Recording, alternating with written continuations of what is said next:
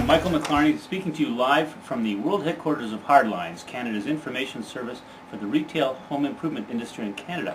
And certainly this industry this week has been rocked by some very big news, namely that Lowe's attempted a takeover of Rona, and that takeover was turned down by Rona's board of directors. Now let's take a look at the history of that deal and what Lowe's is doing in Canada and what Rona's attempts to do in Canada are contrary to any kind of a takeover bid. Let's go back to the beginning, and it was the summer of 2005 when it was first announced that Lowe's was going to come to Canada, and they began opening stores in December of 2007. And from the time that news broke, the rumors spread that they would have to make an acquisition in Canada, the obvious acquisition or the most likely acquisition being Rona, in order to adequately and quickly expand here. Well, the fact is they didn't. They believed at that time in Greenfield's expansion, something that's always been a tradition with them, except for one case back in the 80s where Lowe's bought Eagle Hardware, and it was a very difficult acquisition for them, one that took a lot of time to integrate into their business and proved to be a tough one to make money on in the near term. So I think they were a little bit shy or reticent to even consider any kind of acquisition, especially one that doesn't fit exactly with their business model, and certainly Rona does not. Lowe's, we've got big box stores on one side, more than 1,400 in the U.S. and Canada, and Rona with some nearly 600 stores across the country of every style and size, from small hardware stores to big box stores, and all kinds of different ownership models, including corporate stores, corporate and individual independent partnerships, and full affiliated dealers that are true independents on their own, buying from Rona. So it's quite an interesting and tough fit, I think, to bring Rona and Lowe's together. However, Lowe's has been learning, as I like to say, learning how to play well with others, because down in Australia they have been very successfully expanding a new banner down there called Masters Hardware. They've been doing it in partnership with the largest retailer in Australia called Woolworths. Now Woolworths is in a whole bunch of businesses, and they've decided to get involved with Lowe's because the Lowe's banner has no impact in Australia the way it does in Canada. They chose to go with a brand new name called Masters. There are now 16 Masters stores. We'll probably go to 20 by now in Australia. They're growing faster there than they are growing in Canada, and the last time I spoke with the folks at Masters, they expect to have more Masters stores in Australia by the end of this year than there are Lowe's stores in Canada. And in fact, at this time there are 31 Lowe's stores in this country. So that's after 5 years of expansion. When they first came here, they expected to have 100 stores over time. Not a definite time frame for that number, but no doubt that they have faced some challenges in meeting that expansion goal. A lot of it has nothing to do with Lowe's. A lot of it had to do with the fact that they came to this country just a year before the largest recession to hit this country, and the whole entire globe landed on us just 8 months later and affected business here.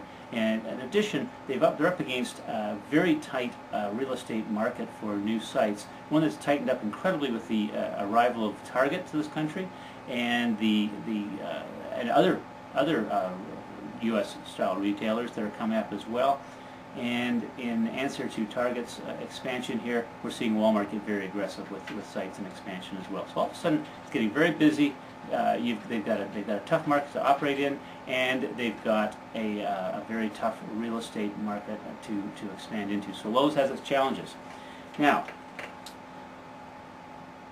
about a year ago, actually exactly a year ago, July 27th, 2011, on my birthday, the president and CEO of Rona, Robert Dutton, invited the executives of Lowe's up to his offices in the Montreal area to talk. Now, I like to be a fly on the wall for that discussion, and my first thought was that perhaps Rona was looking for a way to unload their big boxes. Good fit, because the big boxes outside of Quebec made them underperforming, and it might have made a good fit for Rona to move that to Lowe's, and a good way for Lowe's to get some added square footage, and perhaps tie in a distribution deal for Rona as well for all of the Lowe's stores, because first and foremost, Rona is in the distribution business. Now, however, on second thought, knowing Rona and knowing Robert Dutton as I do, they see themselves as the consolidator, as the acquisitor, and not the seller or the company to be acquired, which is back to why they turned down the Lowe's deal in the very first place.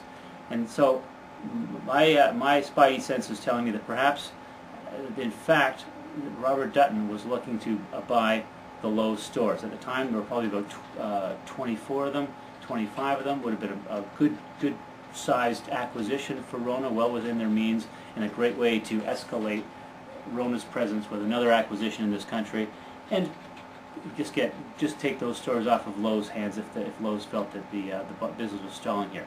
However, Lowe's sees international expansion as an important part of their growth strategy. Having said that, how important is the Canadian market at the end of the day? They've got more than 1,400 stores in the U.S., and that's where the big part of their business is, and that's where the big headaches are, because that market still refuses to turn around. We keep waiting for the housing market to bottom out in the U.S. We keep looking for signs that it's happened. It might be happening now, but the fact is there's very small growth predicted by even the Lowe's folks for 2012. They got their hands full down there. Is Canada going to be that important? It's hard to tell whether that value of that international expansion is going to outweigh the problems they have at home, and indicate to me whether they will in fact pursue this acquisition strategy with Rona, because there's every indication that they may try and do a hostile takeover. It's just a matter of how much time and trouble that's going to take for Lowe's and take their eye off the ball back home, and in Australia and in Mexico, where they're having better success in expansion. So at the end of the day, what's up with Rona? Well, why don't they take this deal? Is it a good deal for the shareholders? It just might be. It might be a short-term good deal for the shareholders. Would it be a good deal for this industry? I'm not so sure, because it's going to take a major player out of the market, despite Lowe's promises that they'll keep things local and keep Rona's business in Boucherville. There's no question that anytime this kind of a deal happens, we see buying move south of the border. We see supply side get refocused back on the U.S. side, as opposed to reliance on the Canadian vendors that only Canadian retailers make that true commitment to. And the impact on the vendor community, the impact on the consumer with one less choice at retail, could be significant over the long term, in terms of lack of competitiveness, in terms of jobs lost at the vendor level, and just in terms of the diversity of product availability for everyone from the do-it-yourselfer to the contractor. So we have got some mixed feelings about this deal, and we'll be very interested to see how it goes. And so stay tuned to future issues of Hardlines and to Hardlines TV, because right here from the World Headquarters, we're keeping a very close eye on this deal. Michael McIlharney signing off. Thank you.